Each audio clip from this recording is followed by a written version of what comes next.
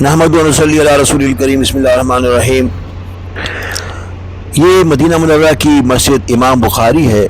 جو کہ حضرت امام بخاری یعنی محمد ابن اسماعیل بخاری رحمۃ اللہ علیہ کے نام سے منسوب ہے،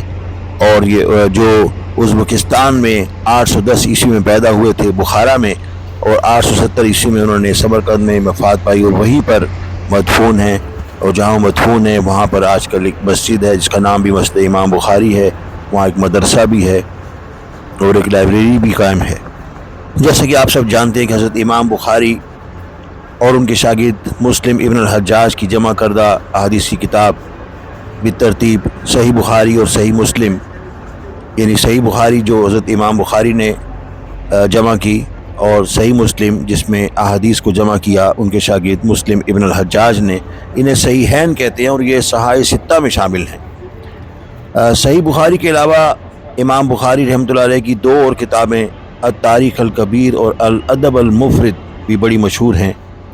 اور بخاری شریف کو تو قرآن پاک کے بعد سب سے زیادہ مصدقہ کتاب کہا گیا ہے۔ امام بخاری رحمۃ اللہ علیہ نے 6 لاکھ احادیث میں سے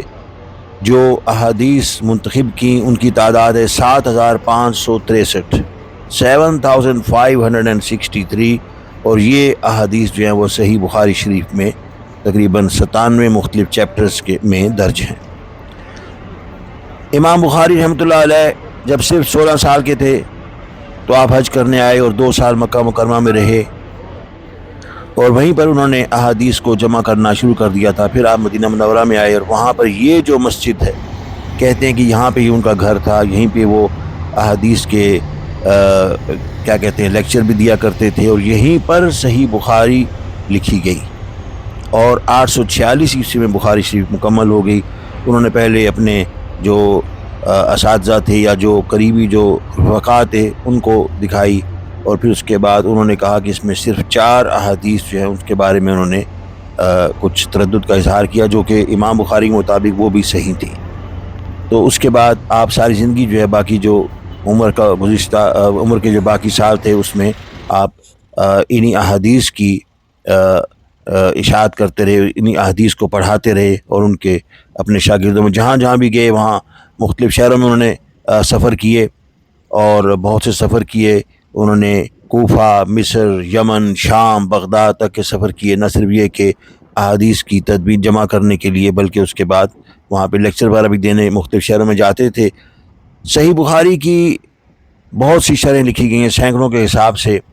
مثلا ابن الحجر العسقلانی کی جو شرح ہے جو انہوں نے لکھی صحیح بخاری کی، اس کا نام ہے فتح البخاری۔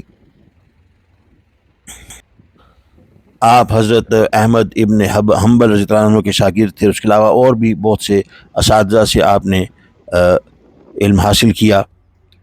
اور یہ آپ دیکھ رہے ہیں کہ مسجد نبی شریف کے بیرون ابھی بھی توسیع کا سلسلہ جاری ہے۔ تو یہ مسجد امام بخاری جب میں گیا تو اس وقت بند تھی، اور بالکل ساتھ ہی مسجد نبی شریف ہے، اس لیے زیادہ تر لوگ جب مسجد نبی شریف میں جاتے ہیں، مگر یہ مقام جہاں حضرت امام بخاری کا گھر تھا اور جہاں صحیح بخاری مرتب کی گئی اسلامی تاریخ میں اہمیت کا حامل ہے، یہاں پہ خوبصورت مسجد بنا دی گئی ہے۔